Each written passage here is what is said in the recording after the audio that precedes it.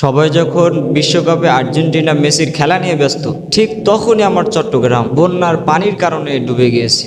পানি বন্দী হয়ে আছে প্রায় 7 লক্ষ মানুষের অধিক, যেখানে শিশু থেকে শুরু করে বৃদ্ধা মানুষ সকলেই মারা যাচ্ছে।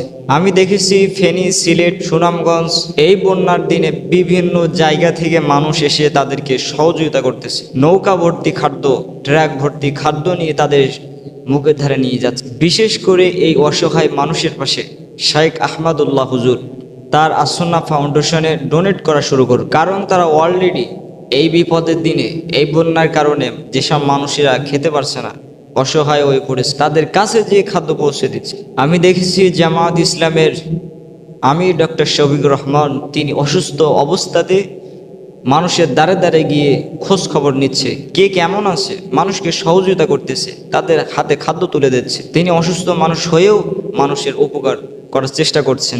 তাই আমি বলবো, সকলে একত্রিত হয়ে এই সব বিপদে পড়ে থাকা মানুষগুলোর তাদেরকে সহযোগিতা করি, তাদেরকে খাওয়ার ব্যবস্থা করি।